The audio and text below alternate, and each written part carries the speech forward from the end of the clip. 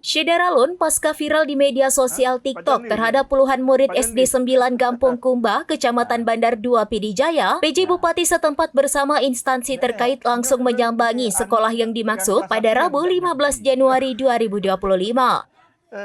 Puluhan murid SD 9 Kumba, Kecamatan Paling Timur di Pidijaya itu belajar di lantai selama 4 bulan 15 hari, yaitu persisnya sejak September 2024 lalu.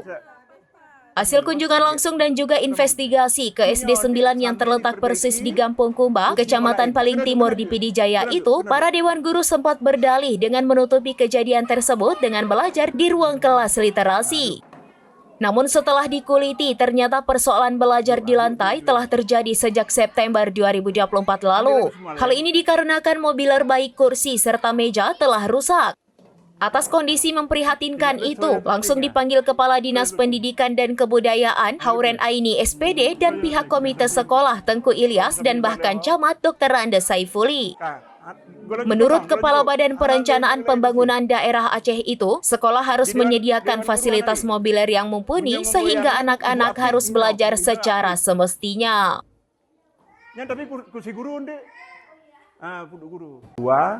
Tepatnya di desa Kumba, ya, Kabupaten Pidijaya yang belajar di lantai, ya.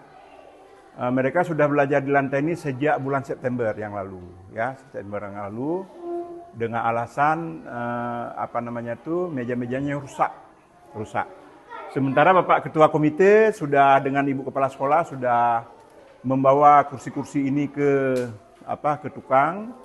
Sebentar lagi saya akan ke sana untuk memperbaikinya. Untuk sementara adik-adik yang kelas 1 ini belajar dari menggunakan bangku dewan guru, ya, sampai meja yang dan kursi baru siap, ya.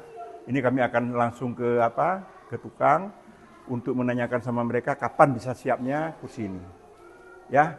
Mohon maaf kepada seluruh pihak-pihak, ya, terutama orang tua dan sebagainya. Saya selaku PJ Bupati Pidijaya memohon maaf atas ketidaknyamanan ini.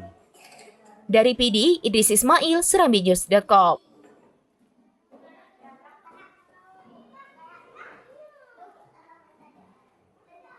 Download Tribun X sekarang, menghadirkan lokal menjadi Indonesia.